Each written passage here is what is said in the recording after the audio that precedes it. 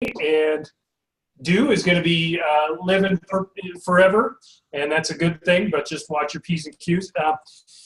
All right, well, it's great to have so many folks here, and I know we are at the end of November, and we're starting to think about 2019 already, even though we still have a very robust month in front of us, I think. But it's time to start thinking about business in 2019. What's going to be different? What do we have to do better? What do we have to stop doing? All of that stuff. Can you turn on that other light? It's a little dark here, and I'm feeling very dramatic. There we go. I just wanted people to get the full shine of my forehead. And so here's what we're going to do for the next 45 minutes or so.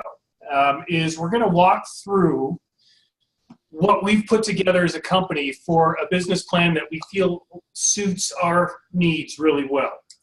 And it doesn't mean it's the greatest business plan ever created. A lot of it is going to feel very familiar if you've used the Tom Ferry plan before, which we did as a company last year. Some of you might have another coaching system or another one that you found. The point is, whichever one you use, you're making a plan. And Todd's got all sorts of aphorisms and great sayings about plans and calendars and that sort of thing, and I'm sure we'll get some of those. But if you don't have a plan, it doesn't matter. And what else doesn't matter is which plan you use. We're going to walk through this one, hope it works for you, and then you'll all get it later in the afternoon once I send the recording out so you can get to work on this. Then we're going to have some due dates for agents so that your MDs and sales managers and the people that are going to hold you accountable can see that you've done it, and then we can really put it to use in 2019. So it isn't just some piece of paper that gets filed away, but it's something that we can use to get better every day. All right, so Todd, you're going to get going here. I've got the business plan on my screen, so or maybe you're going to share it, but you just tell me what you need from me as we go. But I'm pretty much going to turn this over to you at this point. Are we all good? Yep, that's all good. Let's not share yet. I'll just let you share your screen and kind of walk through it. Okay. But hey, good to see so many of you. I appreciate you all being here. Again, business plans are super important. Obviously, you agree. That's why you're here. I want to give you some numbers, right? And these are sort of shocking numbers. I don't know why some of these things surprise me so much, but they do. When you look at all of the different real estate agents as they're surveyed, less than 20% of real estate agents have a business plan. And I don't know how you function. I guess it sort of leads itself to a failure rate of 87%, right? When we talk about only 13% of the agents that are currently licensed today will be licensed in 5 years. That's just the National Association of Realtors stat. So it kind of makes sense, I guess, from that perspective. But wow, like that's just amazing. Actually executing on that business plan is a very different thing, right? And that's one of the reasons that I think our coaching programs and our skill building programs are so important to you all. But today specifically is about helping you come up with a real simple way to map out how you're going to get from A to B. That's it. We all know, like, you have every analogy in the world, like you can't get to where you're going if you don't know where you're going and you don't know how to get there. So I think Derek's done an incredible job of taking a bunch of information, both from Coldwell Banker and from coaching formats, and putting it into something that is a little bit more on the simple side. And I think for 2019, that's kind of the eyelid tattoo for me is simple. Make it simple. And we're going to go through all of those. I would just really encourage you, pay attention today, really understand what each of these areas are so that when you grab that business plan, you know what to fill out. I would also encourage all of you to jump on this. It really should only take you an hour or so to do this business plan. If you want to get more in depth, Coldwell Banker and of course we've got the Tom Ferry one, there are more in-depth plans that will get all the way into weekly marketing plans and you name it. But again, this one is meant to be simple. The other parts of this is it's our expectation, it's our goal to get 100% of the agents with Coldwell Banker Distinctive Properties to have a business plan. From those business plans, Derek, as the Director of Education, can figure out what areas we need to beef up our skill building. From a coaching perspective, we can really dig in and help you to make sure that that you're doing the right things at the right times to achieve those goals. I will tell you, as we come out of this leadership retreat, and I'm looking at the last like 4 or 5 years, and I'm seeing that year over year, our agents' production, so the average income of the agent, has increased at minimum 30%. This year, right now, it's at about 50%. I came out of that feeling some pressure. I felt like, holy smokes, how are we going to keep this up? And so we're going all in, right? Going all in on coaching, skill building, supporting you as agents. We've got to know what it is that you want to accomplish, and here we go. So with that being said, any questions before we get started? Awesome. All right, so Derek, you want to share your screen and we'll jam through this?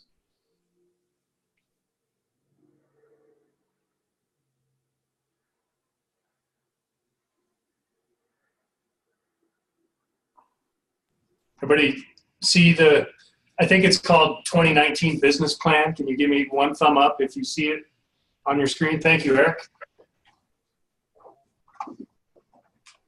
Hey, yeah. Mine's We're going to just go to the second page now, since that's how simple it was. If you do this first page, you're done. That's your business plan for 2019. right. I get an amen. So, sorry, Todd. I was thinking you were going to do this, and you can't. So here we go. All right. Well, you know what, Derek, you did such a good job explaining this first one to the managers. I'm going to let you go with this. Okay, so here's my thought as we move forward into 2019, and I'm so glad Todd said this about keeping things simple, because there's going to be a ton of noise about 2019 in real estate. You're already hearing it. You're already hearing about the inventory and the sales price, and there's going to be so much noise and so many people coming at you saying, you've got to do this to survive in 2019. You got to do that. And your job is going to be to cut through the noise, and as Todd said, keep it as simple as you can. One of our best agents here in this office said to us a couple weeks ago at our sales meeting, this is going to be a skills and knowledge-based market in 2019. The only people that are going to make it through whatever's coming are the people who have the skills and the knowledge to do the job. And skills and knowledge is a simple thing. You've got skills, you've got knowledge. So we're starting here with the business plan about your why, because without knowing your why, you can't keep it simple. You have to know why you're doing your business, the way you do it, who you're benefiting, why you get up every morning and come to the office or go to work with your clients. And so you all know I'm an English teacher, so I do use metaphors. We're going to unpack your why. So think of your why as a big bag that you hold very close to you. This is why you do your job. And I know everybody does their job to pay bills and make money and everything, but we're hoping there's more to it than that. So we're going to unpack that. Take what you do and really focus on why you do it, because it's going to make you better at what you do in 2019. So the questions here, what is your why? And I didn't want to make huge answer boxes, because I don't want anyone to feel like they have to have a half of a book written at the end of this. Obviously, if you need more space, you can do this on your own. This is not a fillable document, and I know some of you are going to be like, I just want to type it out. There's a couple reasons for that. A, I'm sort of dense about that sort of thing, but B, there's something about writing that makes it more real to me, I honestly believe. So if you're using pen or pencil, it means more than just typing or copying and pasting. Those are a couple philosophy things. That's just me. I wanted to focus on achievements and success, because we all look at 18 sales and I've 7 million in volume, but have I had a successful year? Well, it depends on your goals. It depends on how you feel about your business, et cetera. So I really want you to think about what makes you successful. What gives you a feeling of pride and accomplishment? Okay, so numbers are part of that, but maybe something bigger.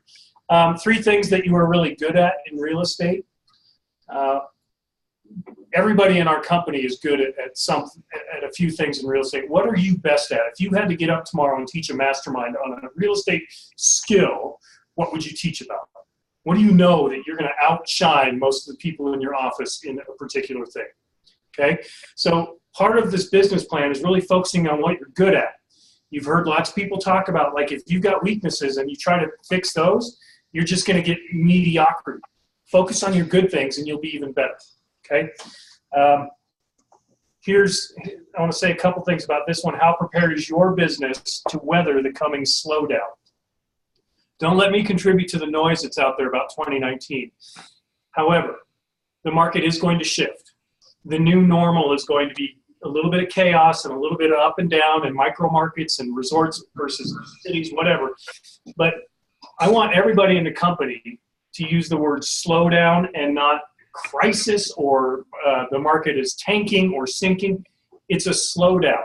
Every expert in the house, every expert in the real estate world says the market will still continue to rise, but at a slower rate. It's not going to dip. The coming recession or whatever is not going to be because of housing. It's going to be a slowdown, and that's an important word for you to use with your clients who are very nervous about things. It's a slowdown. However, your business is going to need to change a little bit and be ready for this slowdown. And then finally, what aspect of your business needs the most attention to guarantee your continued success? Think of your systems and strategies. We all can improve on things, and while we want to focus on our strengths, you also need to think about something that you can do a little bit better to ensure your success in 2019. Okay, so that's unpacking your why. And earlier, an agent had emailed me who had seen this, and they're like, well, help me with this language about unpacking your why. So it's a little metaphorical, I know. Does anyone need me to be more explicit or tangible with unpacking your why? Okay. All right, so page 1 and page 2 are really about this sort of thing, the why and what you're good at. Rate yourself 1 to 10. These can all be 10s. Hopefully they're not all 2s, but really be objective about how are you as a communicator? How are you at lead generation? How are your skills in real estate? What's your mindset? Is that a daily 6, a 2, an 8? Of these 8 components, which will you dedicate the most effort to improving in 2019 and how? Okay, and this one has a little bit more room for an answer. Your AVP, your agent value proposition. This is your 30-second moment when you meet someone on the chairlift or on the trail or at a restaurant or whatever, and they want to know why they should consider you. The more you script it, the better you are at it. So if you can write this down, if you can really focus on a 1 or 2 sentence thing about what you're really good at and have that ready to go at a moment's notice, that's going to help your business. So I thought it would be good to have your agent proposition right there in writing for you and your MD and your sales manager and whoever else is going to be working with you to be able to see. I'd just tag on that just for one second. So on that agent value proposition, one of the things that we hear a lot about, and it's only going to get more prolific, is this idea that, this company's a technology company and that's why they're great, or Zillow, or AI, or virtual reality. Like, there's all of these people that are out there. They call them disruptors, right? And while it's exciting and it's interesting, the reality is that the real estate business, well, let me put it this way. If we buy into this messaging that the real estate business is going to be a completely virtual artificial intelligence experience at some point, what you're really doing is you're narrowing the gap between what it is that you do in a transaction with a client. You're narrowing the gap between what you do and what Zillow can do, for example, right? And I would just really urge you to broaden the gap. The reality is technology is a tool. It isn't the thing, right? Zillow, it's a tool. It's not the thing. As long as you are clear on the value that you bring, the experience, the knowledge, the local market knowledge, the ability to negotiate, like all of these pieces that really cannot be done. Like, we'll use Zillow as an example, right? We all laugh, but Zillow in their own report say that their Zestimate is plus or minus 18%. and we'd all be fired if we had a margin of error of plus or minus 18%. So make sure that you're putting in there the human component. The value of you is that you have access to all of these things, right? The technology, leverage all of these deals because you're a modern day real estate broker, but you're really about the relationship. You're really about the guide, the Sherpa, if you will, of the transaction. Yeah, I was having a conversation with one of my coaching clients about this very thing, about the emergence of Zillow and virtual real estate. And to my mind, you're more important now than ever as an agent. So while buyers and sellers are like, oh, I can do this online, your message has to be something about, like, you need me. A realtor has more value now than we did maybe even 10 years ago to cut through all of this noise. And so maybe that's part of your value proposition. Think of home gyms. Like, people started getting home gyms and everything. I'm like, I don't need to buy a membership at the gym anymore. I can go work out and do my own thing. Well, guess what happened when home gyms became popular? So did personal trainers. Right. Like a real estate agent. So all of a sudden you could do everything on your own, but that didn't work. You need an expert. You need a professional. So next time someone says, I'm going to do this virtually, you say, tell me how that goes. Okay, so now page 3, and if you're thinking, dude, I just want to put together a business plan, I just want to time block my day, can I just get to that? Like, this is only 8 or 9 pages long. I just felt like front loading it with a look at your strengths, as well as now on page 3, a look back will help you look forward. Okay, I firmly believe in that our future successes come from learning about what we've done well and what we've maybe done poorly. That'll help guide us into the future. But this I always find interesting with agents. They don't really know too much about this. Like, anecdotally maybe, but they don't have hard numbers to guide them. So here's what I think you need to do to plan for 2019 is to look at what the last 3 years of your production has looked like. Obviously, if you're a new agent, this isn't going to be of much service. But how many sides have you done in the last 3 years? What was the volume? GCI stands for gross commission income. That's just pure and simple. What did your split bring home? And then net commission income is after all the other stuff, taxes, whatever. So NCI is really the number of how much money you're making for your life. I think just to be clear, right? So sides is each side of a transaction, right? So if you did both sides, that would be on one property, that would be 2. Yep. The volume is the total sales volume. GCI is the gross commission, so that would be the 3%, and then the net commission income is the 3% less whatever it is that you paid to Coldwell Banker or Distinctive Properties. It's what your net commission income is. Right. And these numbers are all available in IQO for our agents. If you've joined us just recently as an office or as an agent, we're only going to have what you did under our umbrella. But if you're good at your business, this should be right in front of you almost every day. Okay, so that's sort of the easy part. You can go into your MLS, and if you're fluent at all in MLS, you can find the first 2 numbers in 5 minutes. But here's what if I need help? What if I'm an agent and I really don't know those numbers? Who can show me in IQ how to do it? So Todd Conklin is a young man who. Here's what I'm going to do is it won't be on today's video, but it'll come to you this week. Is I'm going to just show. I'm going to do a video of how to find your numbers in IQO. It'll be 5 minutes, and you can go in and find them. So I'll get that out by tomorrow, so everybody can go and find their stuff in IQO. Okay. Thank you. In the meantime, you can ask your OM, you can ask your MD, but keep in mind these numbers are your numbers, and they're your income numbers. So you want to have a level of confidence with whom you're talking to about this stuff. But I'll put together a couple trainings for how to do this. Okay. All right. But here's the piece where I find agents really raise their eyebrows and go, wow, I didn't really think about that, or I didn't know that. Where are my transactions coming from? And so these lines are all designed to have a number, just a single number. How many of these transactions in the last 3 years, so 17, 16, here's your totals. Let's say you've done 54 deals in the last 3 years. How many of those were past clients? 37. How many were sphere of influence? And that could be, these numbers could be overlapping. You had 28 that were sphere of influence. 0 FSBOs. What does that tell me? I'm not doing anything in the FSBO market. Okay. 2 expireds, farming, marketing. But what I'm trying to get at is, especially with like open houses, I had an agent who had no idea until they really thought about it that they got a lot of business from open houses, meaning they're good at it. So if that number is higher than you thought, then you should do more open houses.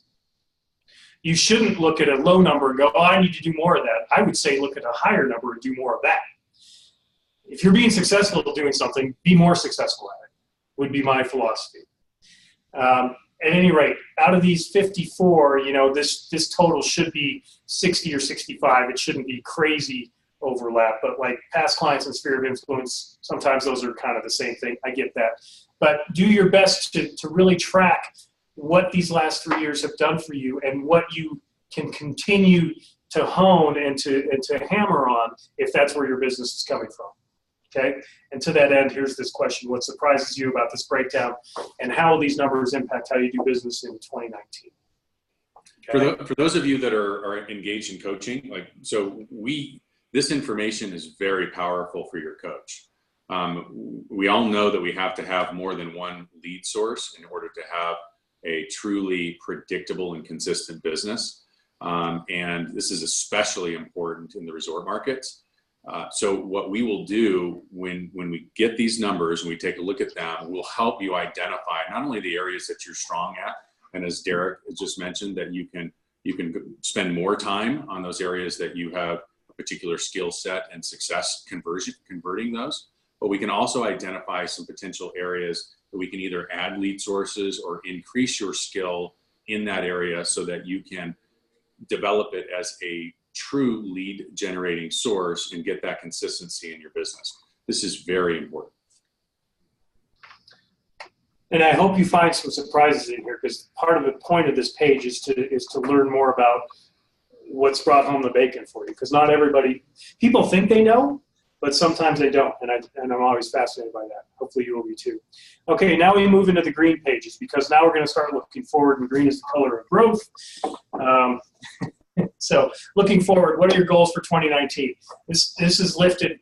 You've all seen this before if you've looked at any other business plans, but this is pretty much what you probably expect when you're talking about a business plan. Here we are on page 4. So your revenue, which is your GCI, is basically how much money do you want to have before everything starts getting taken away? What are your expenses? That'll equal your profit. And then your wealth, thinking about savings and that sort of thing. And so there's 4 boxes here for number input. Goals are tricky. Aim too high and you might disappoint yourself. Aim too low and you're not going to work as hard. So everybody has their own thermometer for that, but really we want you to be find a balance between realistic and think big, dream big. There is no magic formula for everyone, but don't under expect from yourself and your company. Okay, Todd, you have more to add about that? No, I like that's a interesting space, right? I mean, those folks who have said the hell with it, I'm going to epically grow my business. And I'm going to commit to it, and I'm going to do this business plan, and I'm going to identify what needs to take place in order for me to achieve it. And they engage in coaching and they have accountability. You know, we're seeing an average increase of their per person productivity of north of 60%. So that's a lot. And what I would say is if you're not currently seeing that at least north of 30% year-over-year growth, I might reach out to my managing director and ask, hey, what are those people doing to have that growth? And as we look at these numbers, I want you to be bullish. We're going to talk over the next couple of weeks about what's going to be happening in the marketplace for 2019, but I'll give you just a little bit of a snapshot. When we talk about the the groups that are out there. You know, we've got the Mortgage Brokers Association, we've got the National Association of Realtors, we got Freddie and Fannie, and they're all, you know, when we look at the numbers, 2017 was a huge year for us, or in our industry, right? Lots of transactions. It was definitely a boom year.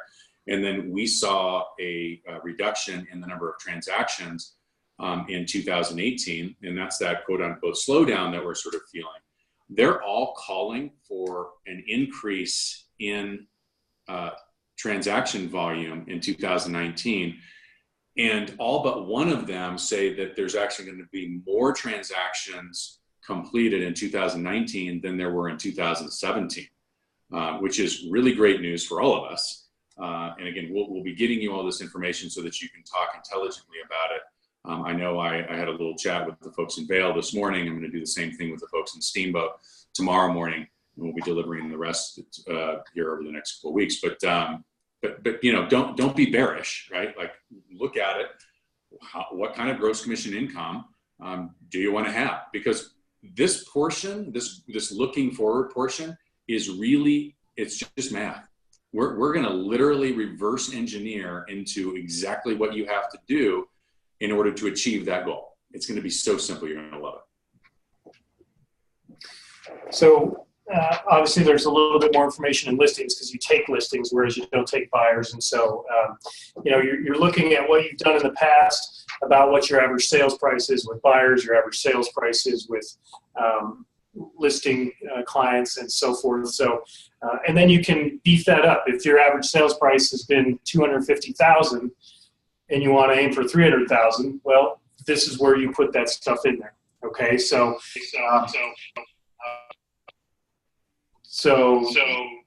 wow. Why am I echoing? There you go. Okay.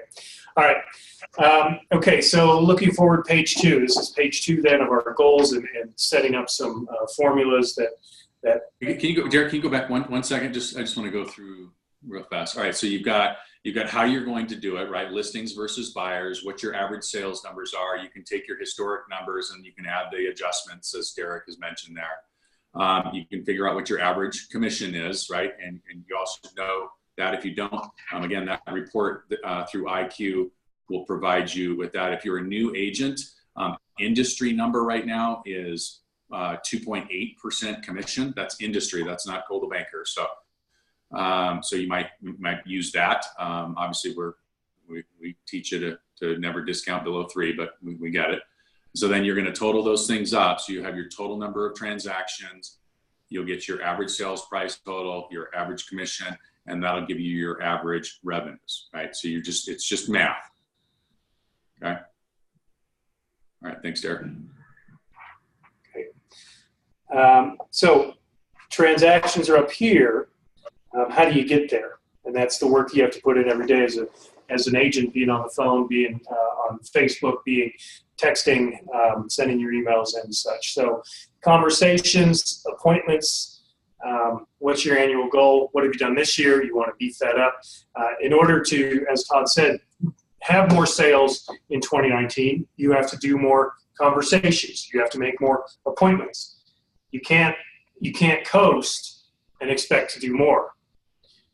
So these are called leading indicators because these things lead to the business itself. So you have to increase your leading indicators.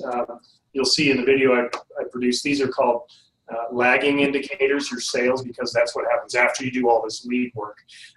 So your annual goal for conversations, appointments, this goes from high to low. So to hit an annual goal, you think of, so if your annual goal is 250 conversations, your weekly quota will be 20 or so, 5, sorry, and so on, and then 1 a day. Obviously, that's not the number you want, but you just break it down. You do the division, and these numbers will make sense. This chart over here is taken from the realestatetrainer.com, and it basically says from an industry average how many conversations beginning agents are having and need to have, moderate experience, and then very experienced. So you can use this to help you with the math if you'd like. obviously beginner contacts to appointments. That's 150 conversations to get an appointment. That's a lot of work, but that's like putting the time in. And at some point you get 70 to 1, and then the experienced ones, they have 25 conversations to an appointment. So that's what you would need to be aiming at. But you can use this as a rough chart to help you fill in these. So let's go through this here just real quickly. So I'm going to say I want to do 25 transactions in 2019, right? So I'm going to take the 25. I'm going to say I'm a moderate, conversion rate, right? So that means I'm going to have 70 conversations to 1, right? So I'm going to have times 70. I'm going to have 1,750 conversations over the course of a year. Make sense? So when you get to the weekly, what I would challenge you to do is, rather than saying, oh, I just divide that by 52 weeks, we don't work 52 weeks, right? So I would challenge you to say, hey, listen, divide it by 45 weeks, divide it by 40 weeks. We'll just use 45 here for this sake. So that's 39 conversations per week divided by 5 days. So that's 8 conversations per day. Hopefully that helps you. And again, it's just a math equation, but as you get into the weeks from the annual, you're just not going to work 52 weeks. Right, and so that first number you might have thought, oh my God, 1,700 conversations, but it's just math. And then if you break it down to the daily, that doesn't sound all that daunting. I mean, you can talk to some of the more experienced agents in your own office. How many conversations a day are you having to generate the business you're doing? And they probably know, they probably track and measure the stuff. And so don't be daunted by the big number, because then we try to break it down so it is manageable. Okay.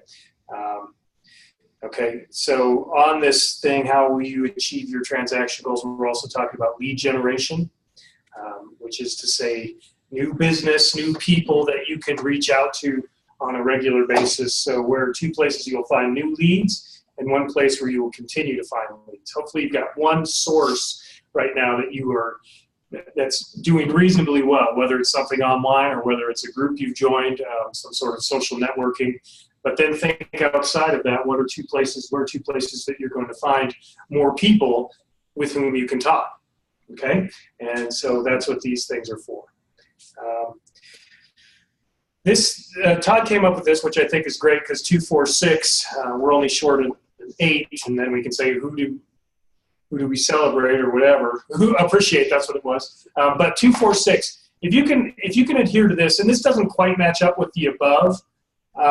But this is just a simple way to think about your contacts per day. If you can do 2, 4, 6 touches every day, 2 touches to new people or new leads, maybe you got something from a Facebook post and you can reach out to them, and maybe someone gave you a name of someone, that's 2. Then 4 touches, whether it's a text, an email, a phone call, a Facebook ping, a LinkedIn, to quiet, old, and cold leads, which is to say people who are in your contact list or you had communication with in the past but have been pretty dormant. Find 4 of those and give them some reason to think of you. And then 6 touches to past clients and sphere of influence, people you know are going to be bringing you business. That's why that number is a little bit bigger, because again, when you focus on the things that have worked for you in the past, you're going to get more results. All I hear all the time is, I need more leads, I need more leads. Well, maybe, but the lead conversion of a new lead is so small in the industry, 1 or 2%. Like, yeah, you need leads, but what you really need to do is this. That's why this number is higher. Okay, all the time you're going to be chasing new leads, many of whom just had too much to drink and said, oh, that house looks cool, Margaret, that's not going to go anywhere. These are the places, these are the leads, the clients that make your business what it is. So that's why that number is higher. Okay? Yeah. And this works as a great minimum. So this is regardless of where you are in your business. The reality is, as a bare minimum, I don't care if you're brand new to the business or if you're experienced. If you give you an example, right? If you call 6 people that you know that are part of your sphere of influence every day, you will talk to about 250 of them every 60 days, right? And most of you, when it comes to past client sphere of influence, 250 is about where you are. I understand that the new ones, we teach you got to get 100 in your CRM in IQ. That would just mean that you talk to them every 30 days, which is wonderful. If you do this bare minimum, you will be super excited about what the outcome is. Yeah, and the quick math of that 246, that's 12. Those 12 touches already beat what you might have had to have up here in your daily quota. So if you remember the math Todd did, it was about, what did it end up, 8? Yes. I think 8 was your number there. Yep. So, and that felt like a lot, but this 246, that's 12 touches. That puts you ahead of your conversation quota for a day. Okay. So, okay. Looking forward, how are you going to improve? This is just stuff that we really want you to think about. What will you keep doing? What's working well? Do more of? Something that's working well and you're going to do even more of it, or something you think you can get more juice out of? What are you going to start doing? What are you going to do less of? And then notice that the biggest section here is reserved for stop doing. And that's by design, because a lot of us, MDs included, need to stop doing some things and do more of other things. But we all get really caught up in all the stuff that we think is important to our business, but it isn't doing anything for our business. So what will you stop doing? Todd, who's the guy that said, hey, it's Warren Buffett, write down the 25 things and then cross out 20 of them or whatever? Yeah, cross out 24 of them, right? Yeah. What are the 25 things that are you do on a daily basis? Cross out 24 of them and just do the one. So think of what you can stop doing from a business or a time management standpoint, and that will help you as much as these other things. And for those of you that struggle with that, one practice, one exercise that you might want to do to help you with that is do the math. All right. So I'll do the math here with you guys real fast. So if I want to make $250,000 this year in 2019, the average person is going to work about 2,000 hours. It's slightly more than that, but we'll use 2,000 just for ease. So I'm going to take $250,000 and I'm going to divide it by 2,000 hours. That means I need to basically earn every hour $125 an hour. So as I look at the things that I'm currently doing, what are the items that I'm doing that you would never in a million years pay somebody $125 an hour to do? All right. Are there things that are being done that you would pay somebody $15, $20 an hour to do?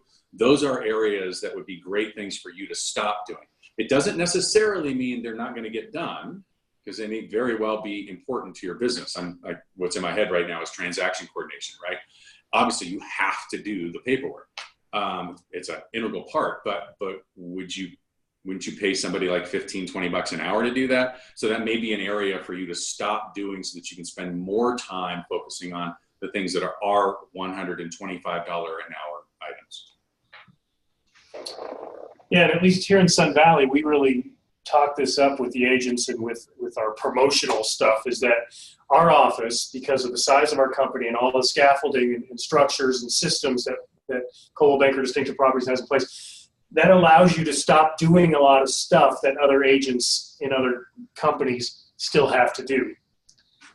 And so we really think that that's a valuable thing, to be able to lean on Coldwell Banker Distinctive Properties. I'm pointing at my OM greatness here. To lean on the support so you can do more of what? Calling people, texting people, meeting people for coffee, asking about their kids so that they think of you when it's time for them to do it. So that's important to us, I think, in all of our offices. A couple more things on this looking forward. You may or may not be a fan of the idea of game changers or outside your comfort zone or some of those sports metaphors. But 2019, what are you going to do that's uncomfortable? You should do, I think the number I've seen, and Todd, you're better at this, is like 80% of what you do in a given year should be what you know works. And 20% should be risk. 20, maybe a little less, should be, I'm going to try this, because I know my 80% is going to carry me whatever happens with this 20%. But and so depending on your comfort with risk, what are you going to do that's a little bit different this year for your business, and what are the potential benefits of this game-changing activity. So it can be anything from do more Facebook videos, could be outside your comfort zone, to join a couple of clubs, not because you need more business, but because you're going to meet more people, and those things follow each other. But think about your comfort zone and get outside of it with at least one thing this year, and you'll see some benefits, I think.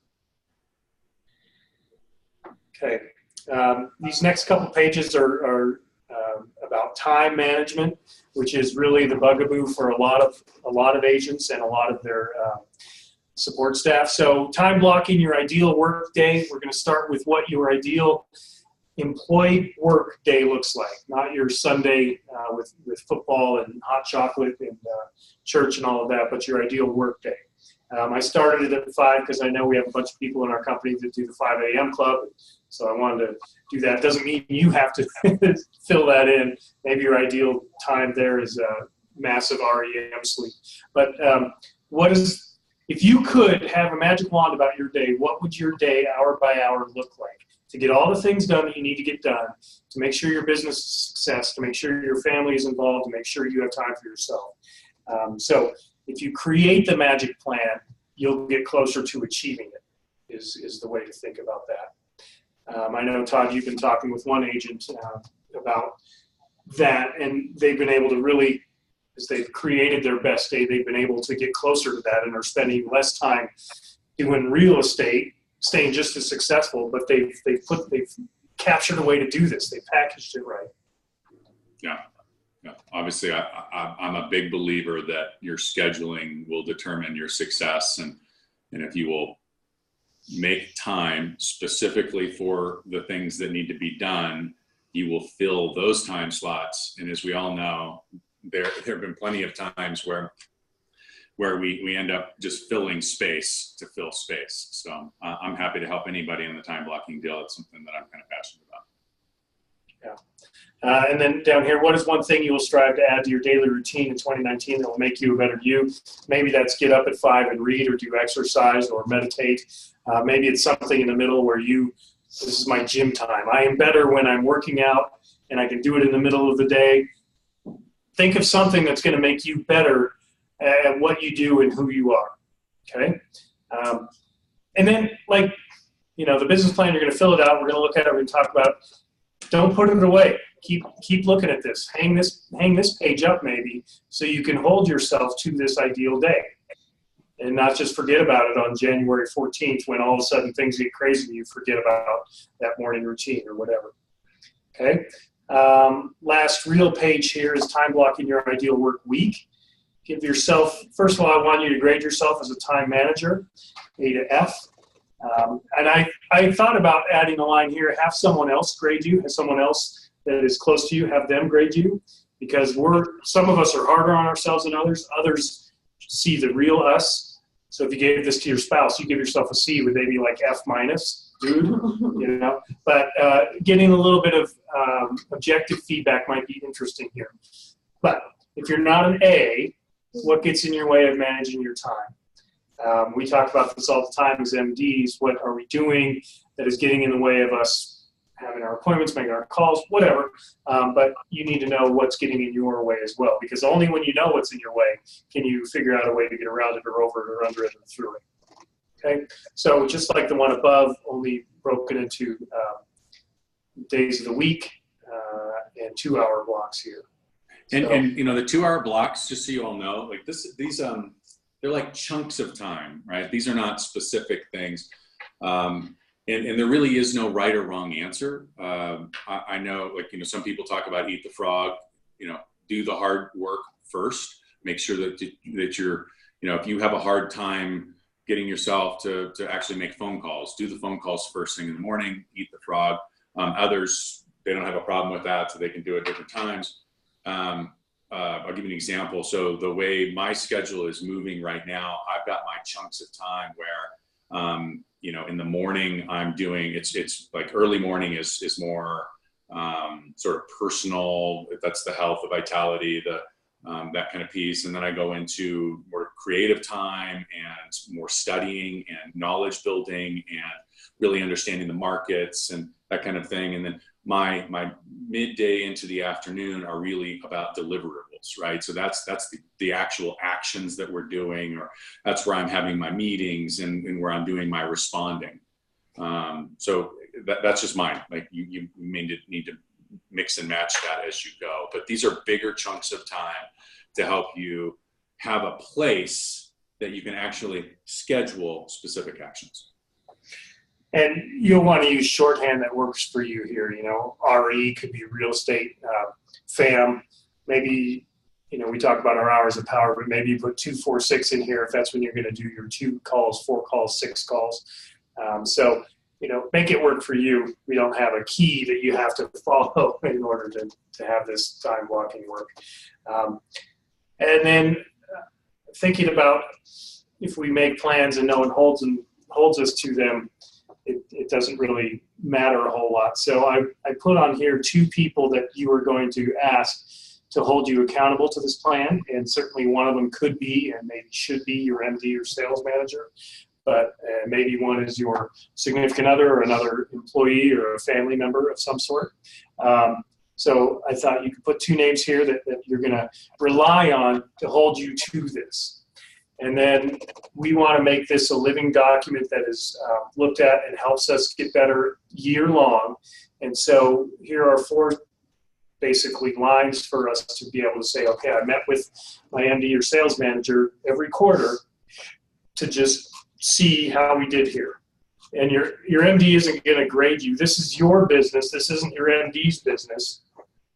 But we just want you to have a chance to say, yes, this person, here's my agent initials and here's my MD or sales manager's initials. Okay? So doing that 4 times during the year should keep you fairly in tune with what your goals were. Here we are in November of 2018. In October of 2019, are you going to remember your goals? Well, this is going to help you do that, we hope. There's not a lot of room here for notes and ideas. Obviously, if you have a journal, you can use that all you want. But just as you're going through this and you think of something, oh, yeah, come here and write it down and use it later. Or it might, something you think of today might come in useful in June. You never know. So have a place for that.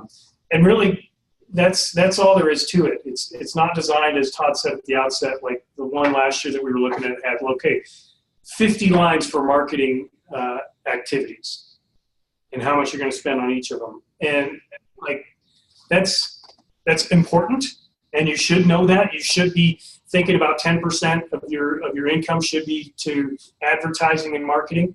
But it just felt like that's where people started glazing over and go, oh, business plan. And for those of you that want to dig a little deeper, and you want to, whether you want those documents, we certainly still have them, so we can provide those to you.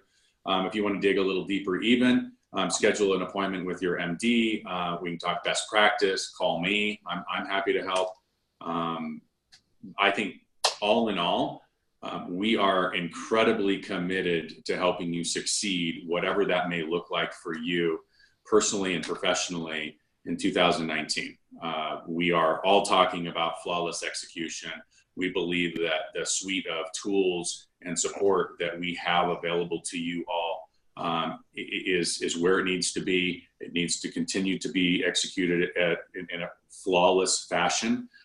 We really want to dig deep with you all and help you identify what those things are and provide the easiest way for you to achieve them. And obviously with the amount of people that we are in contact with, we can help you a ton to figure out the shortcuts and the hacks to do each of those. And I love the quarterly piece, right? The idea here is that we want to be able to pivot, right? So we're going to develop this plan. We'll work diligent with you, bless you, Valerie, diligently with you over the next 30 days or so to ensure that you have that plan and it's coherent. And then we're going to get into, via your coaching and your MDs and sales managers, ensuring that we're there to help you from an accountability standpoint and ensure that you've got the correct skill sets to execute on those flawlessly. And then we're going to check in quarterly, and we're going to provide you with the reports that will help you know where you are, and we can help you look at your numbers and identify areas that you might be able to tweak, areas that we might be able to invest a little bit more in your skill building. What I love about the quarterly check-in, so many people I watch, they make their plans and they sort of begin to execute, and by about April they kind of fade off a little bit more. I'm thinking of the gym, right? The gym is always busiest in January, always busiest in January, right? By the time February and March get there, it's like, maybe, people start to slough off. But the people that get into October and they're like, oh man, I messed up, or I didn't get to the number that I wanted to get, oftentimes is too late. So what we're going to do is make sure that we're there with you every quarter to help you assess where you're at and areas that you might need to pivot so that we can keep you in that momentum. Now, just sort of wrapping up on momentum for just 1 second. One thing that you'll see from your leadership team in December is you're going to see them starting to execute on their plans that they have for each of their offices. And the plan is for 2019. You might be asking, well, why are they starting in December? It's really important for us to be in momentum by the time we get to January 1st. The only way we can do that is be in flow, be in that action, be learning and progressing, so that when we get into January, we're already in momentum and we can carry that on into 2019. I will really, really encourage you, again, like I did at the beginning, when you get off this call, grab the business plan, start filling it out. Don't delay. Let's figure out those areas where you can begin to take action so that you too are in momentum before January 1st, because what you do today won't pay off tomorrow. It's going to pay off a month, 2 months, 3 months off. Does it make sense? It does to me. Good. But I thought that was what was important to me. Yeah. Did you call me a hack earlier? I think you said a shortcut. I think so. Hack. Yeah. I was Freudian. I don't know. Yeah, those were my nicknames in high school. Hey, okay, so now you're going, well, how does this happen then? What happens now? You'll get the business plan today in an email as an attachment. You can print it out yourself. Try to keep it very low maintenance in that regard. Print out 2, do 1 as a scratch sheet, and then make 1 that's nice and pretty. Here's our goal, and I hope that I'm not speaking out of turn here, Todd. Here's our goal, is that everybody, as Todd said, we want 100% participation, whether it's this plan or another one, that everybody in the company turns in their business plan to their MD or sales manager by next Friday. Okay, now that's a ways away. That's December 7th. Okay, gives you the week and the weekend, and then we can start really saying, let's get it in. And then by Friday the 7th, all the MDs have everybody's plans. And again, it's not like, oh, we're going to look at it and judge you. Well, boy, that's a bad number. What's wrong with you, Tony? We're not going to do that. We want them, though, so that we can be part of what holds you accountable. Because if you don't have that, then you're going to, as Todd has said and I've said, you're going to be able to slough off, and it won't matter to anyone, and that's not fair. We have a job, leadership has a job, to hold you to the highest standards possible, and this is how we're going to do it. So you've got 10 days, 11 days to get a business plan of some sort filled out, signed off on, and in the MD's hands, and make a copy so that you have 1 and the MD has 1, so that we can all be in this together. Because that's really what we want, is we're right there with you all. We only have jobs because you all are crushing it. So this isn't a big brother thing. This is a, God dang it, I'm looking at Chrissy's goals. Here's how I can help her with that. Not, Chrissy, what are you thinking? That's not it at all. Okay. I mean, I'll say that about other things, but probably not her business plan. So that's the idea. Friday the 7th. We have it, and maybe we'll even have a contest. I'm not sure, but see which office has the highest percentage. Hopefully, one of those will hit 100. Eric, a little bet here, $10. Okay, so that's the thought. You'll get this later today. You'll get this recording, and then by the 7th, you'll have submitted 1 to your MD. Any questions about that or anything that we need to discuss? Hey, Derek, had one question for you. Mr. Corner. Back on page 3 under that source of business, I think you said something about wanting that to be a 3-year total, not just our 2018 total.